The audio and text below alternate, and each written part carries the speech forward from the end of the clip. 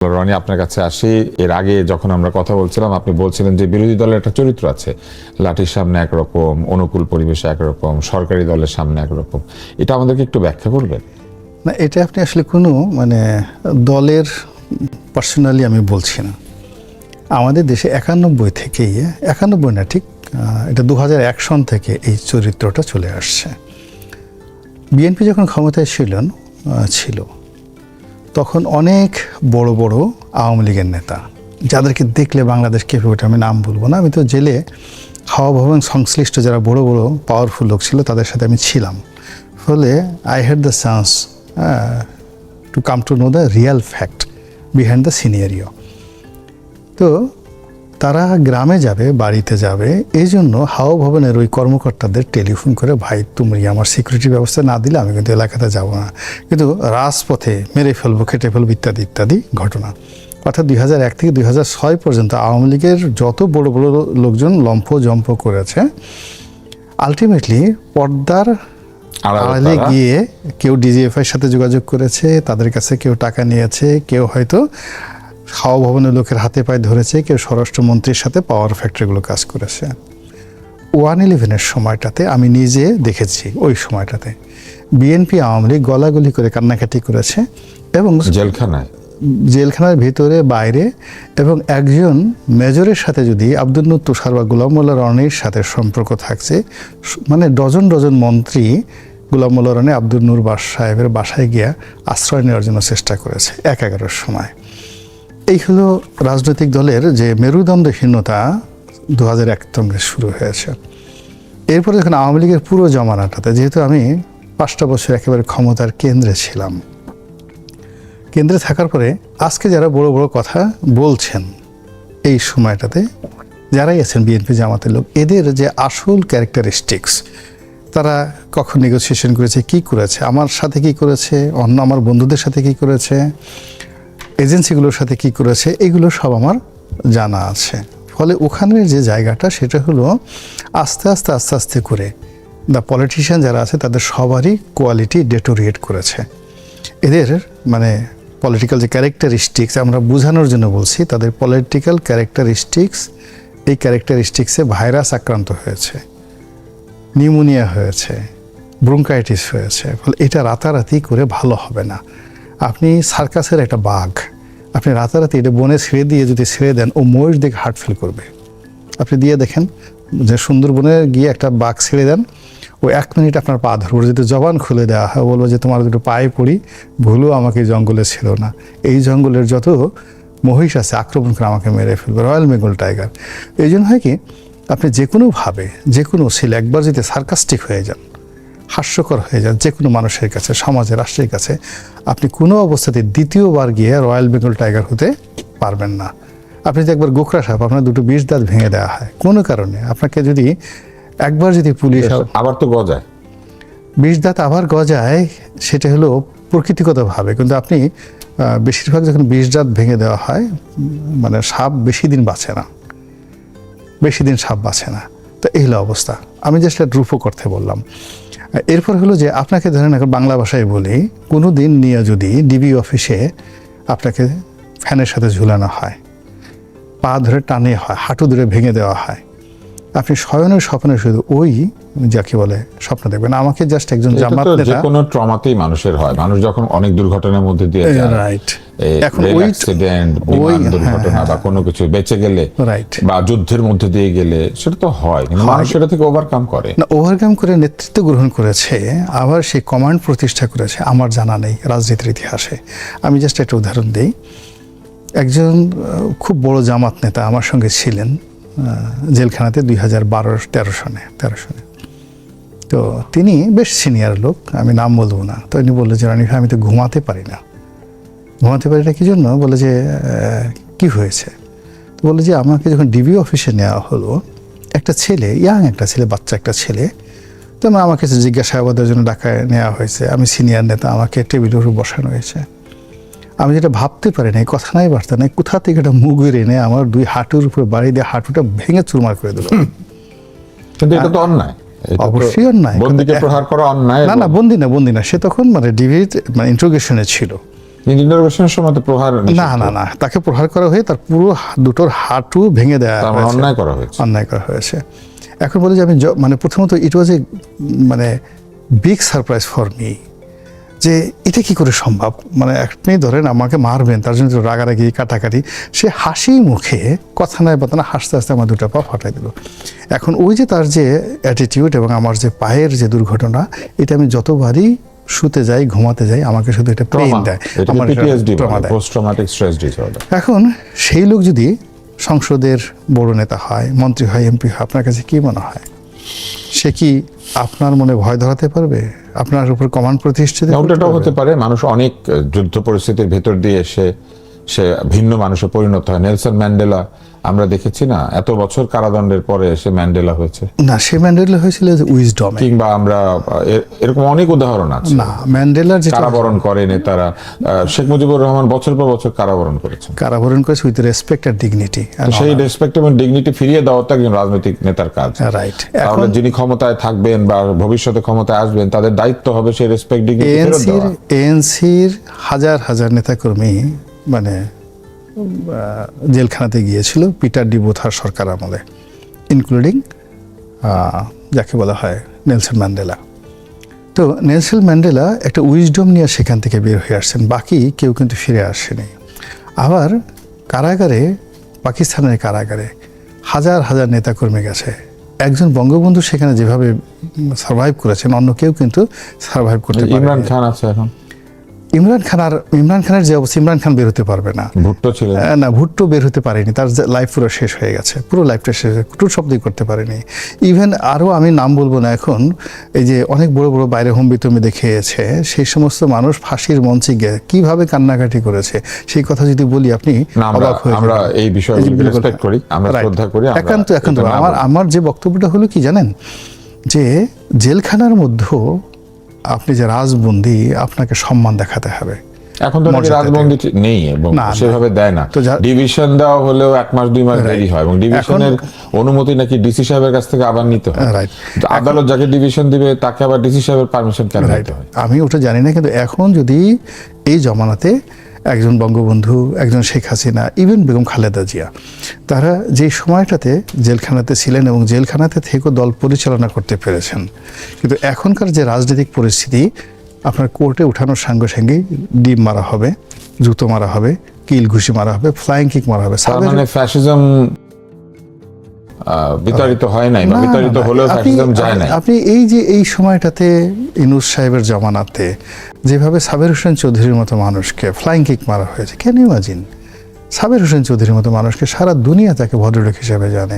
তো এই যে আমরা এই প্রসঙ্গে আসবো, কারণ ডক্টর মোহাম্মদ ইউনূসের জমানা, এই জমানা নিয়ে আসলে অনেক কিছু বলার আছে। জনাব এম এ আজিজ, আমরা শুনছিলাম রাজনীতিতে রেসপেক্ট হারিয়ে গিয়েছে, এটা একটা অভিযোগ। রাষ্ট্র এবং সরকারও কারাবন্দীদের প্রতি ভালো আচরণ করে না, বিশেষ করে যারা গণ্যমান্য ব্যক্তি তাদেরকেও একটা অপমানজনক পরিস্থিতির শিকার করা হয় এবং ক্ষেত্র বিশেষে অপরাধ প্রমাণিত নয়, মিথ্যা মামলায় মিথ্যা অভিযোগে বন্দী করে নিয়ে বন্দিত্বটাকে শাস্তি হিসেবে ব্যবহার করা হয়। একসময় সে ছাড়া পায় এবং তখন দেখা যায় যে আসলে তার কোনো অপরাধ ছিল না, কিন্তু এই যে তার জীবন থেকে দিন কেড়ে নেওয়া হলো, পরিবার পরিজনকে বঞ্চিত করা হলো, কোনো ক্ষতিপূরণের ব্যবস্থা আনিস আলমগীরের কথাই বলেন। এটা তো আপনার তো জিনিস এই যে এই কাজগুলি করে আসলে তোর সরকার রাষ্ট্রকেও লাভবান হয় এখন না। এই কাজগুলো করে কে? পলিটিশিয়ান বা সরকার। ইউনূস সাহেব শুধু পলিটিশিয়ান ছিল না, উনি এটা কিন্তু কেন উনি করলেন? পলিটিশিয়ানের চাইতেও ভয়াবহ স্বৈরাচার ছিলেন, মিনকে শয়তান। মিসকে শয়তান। মিসকে উনি এটা শয়তান। কেন করলেন? কারণ ওনার সময় আমরা দেখলাম যে সংবিধান নিয়ে আলোচনা হবে, সেই আলোচনা সভা থেকে একটা মব হলো, সেই মবকে নিরস্ত না করে বরং যারা মব হয়েছে এই কথা বলে ফোন করেছিলেন তাদেরকেই ধরে নিয়ে যাওয়া হলো এবং একটা মামলা দিয়ে দেওয়া হলো। হ্যাঁ। এবং সেই মামলায় সাংবাদিক আটক হলেন, পুরনো সচিব ব্যুরোক্র্যাট আটক হলেন, মন্ত্রী আটক আবু আলম শহীদ খান, পুরনো মন্ত্রী আটক হলেন এবং শেষ পর্যন্ত সংবিধান নিয়ে তো এই আলোচনা ঐকমত্য কমিশনও করেছে। বিশ্ববিদ্যালয়ের টিচার তাহলে সে বিশ্ববিদ্যালয়ের টিচাররাও করেছেন বাইরে, মানে শুধু ওই মিটিংটা ছাড়া। কিন্তু ওই মিটিং এ আলোচনা করার পরে বলা হলো এটা সন্ত্রাস। না, কিন্তু এই যে- তাহলে কি ঐকমত্য কমিশনে যে সংবিধান নিয়ে আলোচনা করা হয়েছে সেইটা কি সন্ত্রাস? না, সংবিধান নিয়ে উনি- সাধারণ লোক আলাপ করতে পারবে না? উনি আপনি এখনো ইউটিউবে পাবেন, ডক্টর মোহাম্মদ ইউনূস কিন্তু বলেছিল দলগুলো যতটুকুতে একমত হবে সেটা নিয়ে নির্বাচনে যাব, বাকিটা ওয়েবসাইটে ছেড়ে দেবো, জনগণ দেখবে। হ্যাঁ, এটা উনি একদম শুরুতেই বলেছিল, সে জায়গা তো থাকে নাই। সে তখন চিন্তা করছে, হায় হায় বুড়া মানুষ ভুলে গেছে যে তাহলে তো আমার সরকারে থাকা হবে না। তখন ঐক্যমত্যের কমিশনে আসর বসেছে। আপনি বলেন তো, তখন নিবন্ধিত দল ছিল 52টি, উনি 30টি দল নিয়ে বসেছেন। এবং এই 30টি দল, বহুবার আমি বলেছি, এর অর্ধেক দল আমার পরিবারের সদস্যের সমান নাই।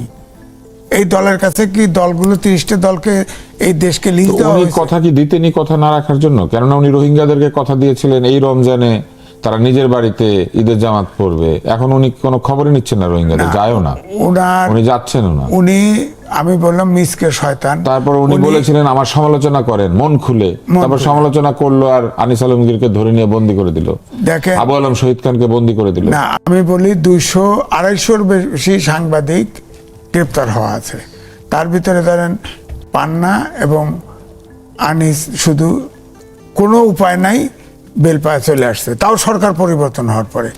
ইউনূসের সময় যত লোক জেলখানায় গেছে আর বেরোয় না, গেছে আর বেরোয় না। অর্থাৎ আমার কথা হলো, ফৌজদারি অপরাধ যদি করে কেউ, সে সাংবাদিক হোক যে হোক, তার বিচার করেন, কিন্তু কোনো হেয়ারিংয়ে ওঠে না।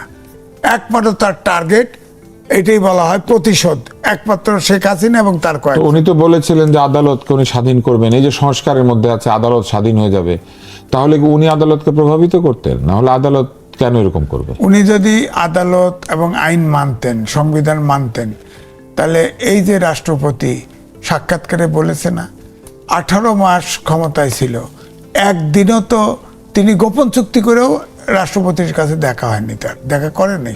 গোপন উনি জানেন আর ওনার কিছু লোকজন জানেন, আর তো কেউ জানে না। না, তারপরে না জানার কথাও না।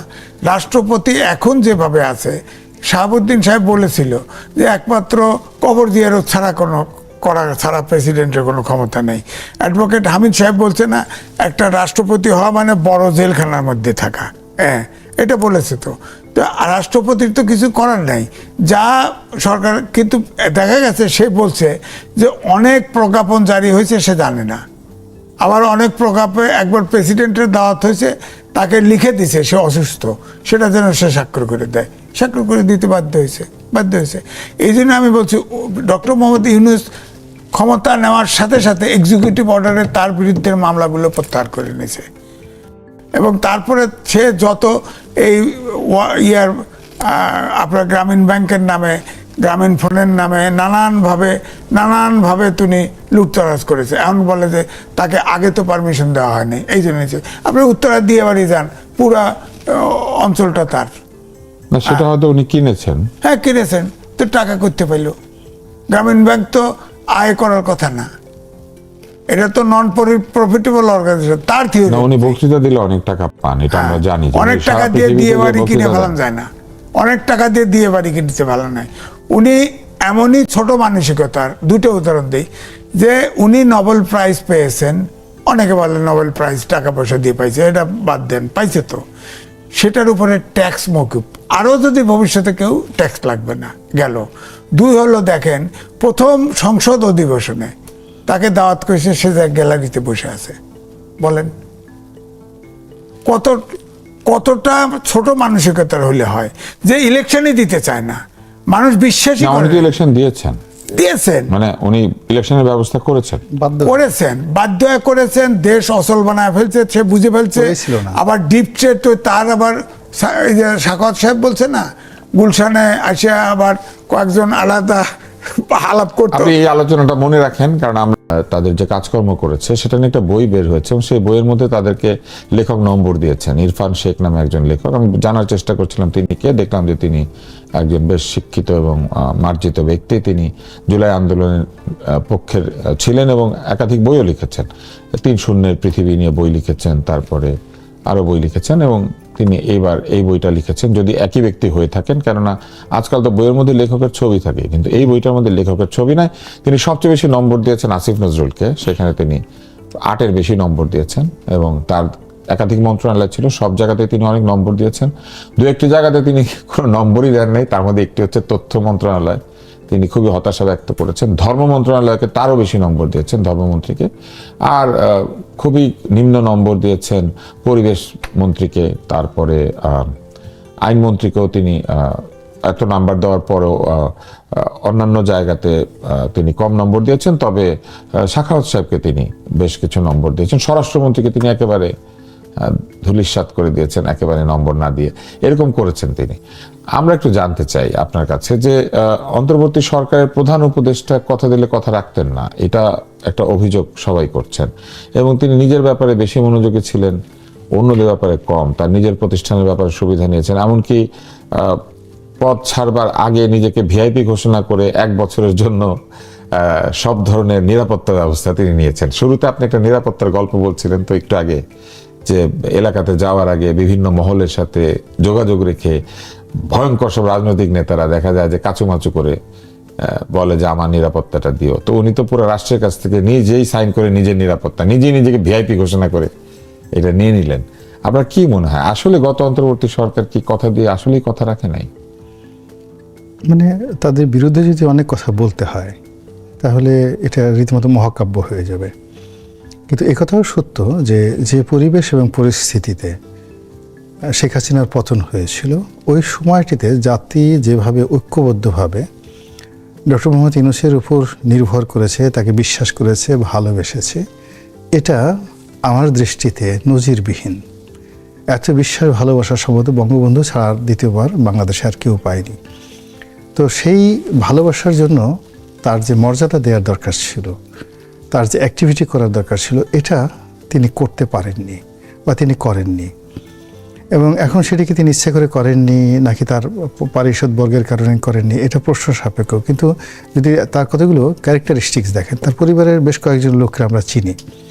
যেমন তার এক ভাই ছিলেন মিস্টার জাহাঙ্গীর, সাংবাদিক ছিলেন।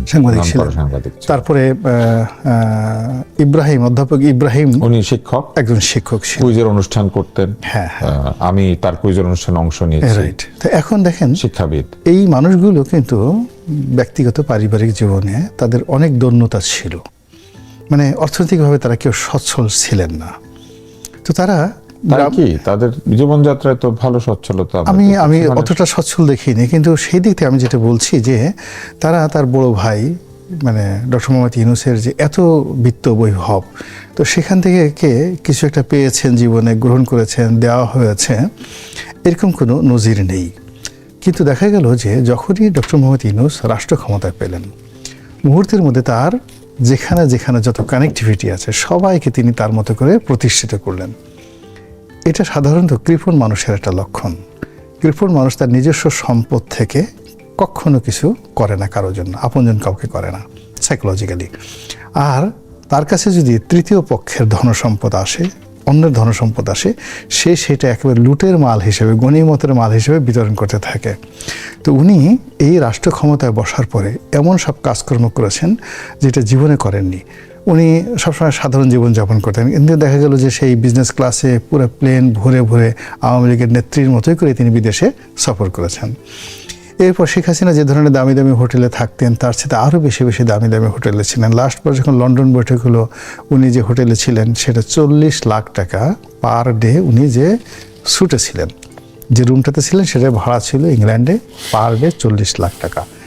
এই যে রিজেস নাকি জানো না, হোয়াটএভার মেবি, কিন্তু এই জিনিসটি উনি কখনো না নিজের টাকা দিয়ে কখনো করেন। অথচ উনি কিন্তু নিজের টাকাতে যদি এভাবে করতেন যে ঠিক আছে আমি সবসময়, উনি কোথাও গেলে তো ওনাকে যারা মানে অতিথি হিসেবে নিয়ে যান তারাই তার থাকা খাওয়ার ব্যবস্থা করেছে, বাট তারা সেই জন্য উনি রাষ্ট্রকে ওইভাবেই দেখেছেন। উনি অতিথি হিসেবে ওনাকে কখনো যেতেছেন তো অতিথি ভবনেই, পরে এটাকে প্রধানমন্ত্রী বানাতে বাধ্য হলো। ব্রিটেনে গেছে প্রধানমন্ত্রী পালাইছে, না ওনার সাথে দেখা করতে হবে। উনি যে লোকের কাছে গিয়েছে, আপনি একটা জিনিস দেখবেন, ওখানে খুব সাধারণ হোটেল, বিদেশে শুনেন ডক্টর মোহাম্মদ ইউনূস অনেক চাটাম ছাড়তে পারে। উনি যাদের দ্বারা ইনভাইটেড হয়েছেন তার সাথে বড় বড় প্রতিষ্ঠান দ্বারা আমি গোলাম মোল্লা রনি ইনভাইটেড হয়ে বিদেশে ভ্রমণ করেছি বিভিন্ন সরকারি প্রতিনিধি রূপে। তো তারা সর্বোচ্চ প্রোটোকলে, আমি যেমন টোকিওতে গিয়েছি, আমাকে যে রুমে রাখা হয়েছে প্রধানমন্ত্রী শেখ হাসিনাকে সেই রুমে রাখা হয়েছে। সেগুলো কোনো 40 লাখ টাকার রুম না, বঙ্গবন্ধুকে সেই রুমে রাখা হয়েছে, নিউ অতানি হোটেলে, আমি বলে দিলাম। তো কাজেই সেগুলো 40 লাখ টাকা রুম ছিল না। আমাকে বললো যে মিস্টার রনি, এই যে তুমি যে রুমটাতে আছো ঠিক সেম রুমটাতেই তোমার নেতা বঙ্গবন্ধু ছিলেন।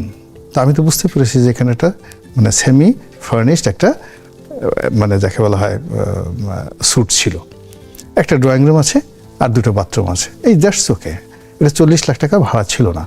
তো এনিওয়ে, তো এইরকমভাবে আমি তো অনেক জায়গাতেই রাজকীয় গেস্ট হিসেবে অনেক জায়গাতেই গেছি as a member of parliament হিসেবে। তো ডক্টর মোহাম্মদ ইউনূসকে তো কোনো রাষ্ট্র এইভাবে দাওয়াত করে নেয় না, বিভিন্ন এনজিও নিয়েছে, বিভিন্ন প্রতিষ্ঠান নিয়েছে, নিয়ে তাকে কতটুকু ট্রিটমেন্ট দিতে পারে এটা তো আমরা আন্দাজ করতে পারি। তো সেই দিক থেকে তিনি এই যে সরকার আসার পরে সরকারের অর্থ উনি তো এখানে কোনো অফিসিয়াল কাজে যান নাই আসলে, কোথায় যখন তিনি লন্ডনে গিয়েছিল।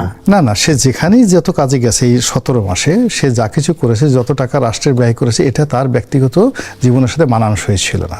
1 2 নম্বর হলো তার প্রতিষ্ঠানে যারাই তার আপনজন চাকরি করেছে তাদের সবাইকে তিনি ঠকিয়েছেন। অনেক গ্রামীণ ব্যাংক, আমি তাকে নিয়ে যখন প্রশংসা করেছি অনেক লোক রাগ হয়ে গেছে, সে বলতে আমি গ্রামীণ ব্যাংকের ডিএমডি ছিলাম, আপনি আমার চেয়ে বেশি জানেন তার সঙ্গে। গ্রামীণ ব্যাংকের কর্মচারীরা আন্দোলন করছে, আইনে ছিল যে প্রফিটের 5% শেয়ার করার কথা ছিল, তারা চাকরিচ্যুত হয়েছেন, উল্টা দিকে তাদের সেই আইন তিনি মানেন নাই, এইরকম অসংখ্য। এবং আইনটা তিনি যে মানেন নাই এটা আসলে দেশে তখন এই আইনটা ছিল, এবং এইবার তিনি এসে সেই আইন নাকি নাড়াচাড়া করেছেন। আচ্ছা, তো এরকম তার যে ক্যারেক্টারিস্টিক্স, তার বাইরে গিয়ে তিনি যখন সুযোগ পেলেন, একে ধরে নিয়ে প্রেস মিনিস্টার বানাও, একে ধরে নিয়ে সচিব বানাও, ফুল মানে যেই লোক দেখা গেল জীবনে বিসিএস এর প্রিলিমিনারিতে চান্স পেত না, তাকে ধরে নিয়ে একটা পূর্ণ সচিব বানিয়ে ফেলা হলো, বিভিন্ন জায়গাতে বিভিন্ন পদ পদবি দেওয়া হলো।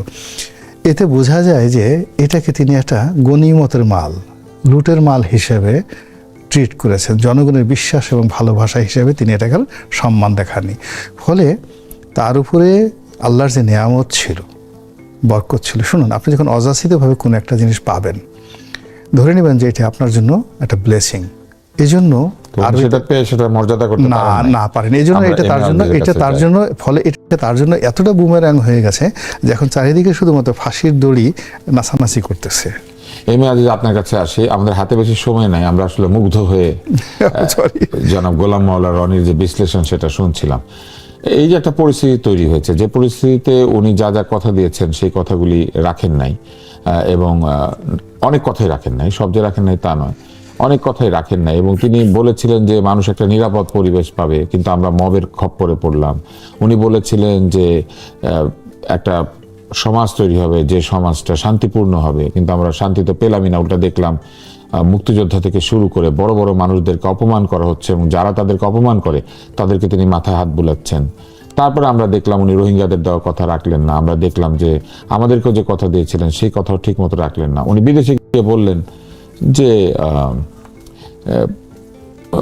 উনি কোনো দলকে নিষিদ্ধ করেন নাই, কিন্তু আমরা দেখলাম উনি তো দলকে নিষিদ্ধ করেছেন। এমনকি নিষিদ্ধ যে করেছেন তাই না, আনিস আলমগীর বের হয়ে এসে আমাদেরকে বলছেন, আমি আশা করছি আমাদের অনুষ্ঠানে তাকে ডাকতে পারবো, যে তিনি ওখানে ঢুকে দেখেছেন যাদেরকে বন্দি করা হয়েছে এদের কোনো অপরাধী নাই, এরকম হাজার হাজার নেতাকর্মীকে বন্দি করা হচ্ছে যাদের আসলে আওয়ামী লীগের সময় তারা কিছু পান নাই। আপনি কি বলবেন, কারণ আমাদের হাতে বেশি সময় নাই, 2 মিনিট পর আমরা বিরতিতে যাব। না দেখেন,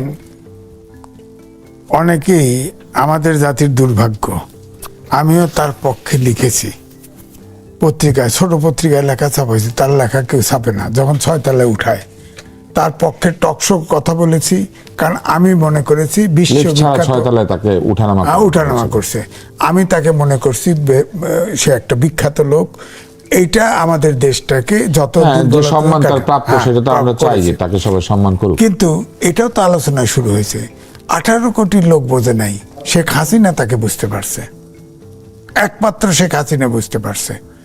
যখন সে গ্রামীণ ব্যাংক ছাড়তে চায় না, তার গ্রামীণ ব্যাংক আদেশে তৈরি হয়েছে, এটা অন্য যে ব্যাংকগুলি 67 ওরকম একটি ব্যাংক, সেই ব্যাংকের 67 বছর ছিল রিটায়ারমেন্টের, সে রিটায়ারমেন্ট নিতে চায় না, সে সুপ্রিম কোর্ট পর্যন্ত কেস করেছে, হেরে গেছে।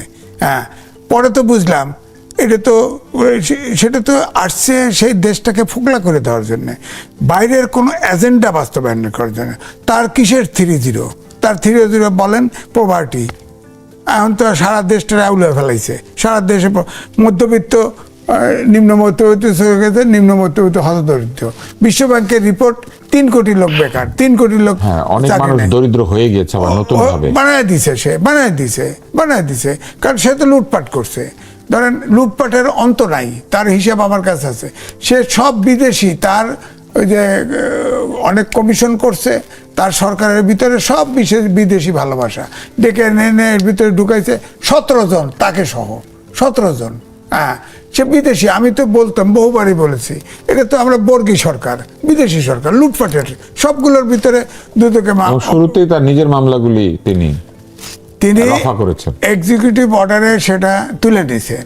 তারপরে গ্রামীণ ব্যাংক আদেশে তৈরি হয়েছে, সেই ব্যাংককে ক্ষুদ্র ঋণে ট্রান্সফার করে তার সব সুদ মাফ করে দিছে, এবং তাকে 1200 কোটি টাকা ওখান থেকে ডিভিডেন্ড লুট করছে সে। হ্যাঁ, ওই কর মাফ করে দিয়েছেন, কর সুবিধা দিয়ে দিয়েছেন 2029 পর্যন্ত সম্ভব। কারণ ওখান থেকে তো তার ট্রাস্ট আছে, তো তার ফ্যামিলি দেখার জন্য ওই গ্রামীণ ব্যাংকের ট্রাস্ট আছে, ওখান থেকে সে টাকা মারে। সে তো টাকা যেখানে মারার কোনোতে ছাড়ে নাই। এবং আমি বললাম তো, একমাত্র হাসিনা ছাড়া কেউ বোঝে নাই, এটা আলোচনা করে মানুষ, যে আর সবাই আমরা আহম্মক। তার মানে উনি পতিত স্বৈরাচারকে প্রাসঙ্গিক করে তুললেন। না, আমরা আপনার কাছে আবার ফিরবো আপনাদের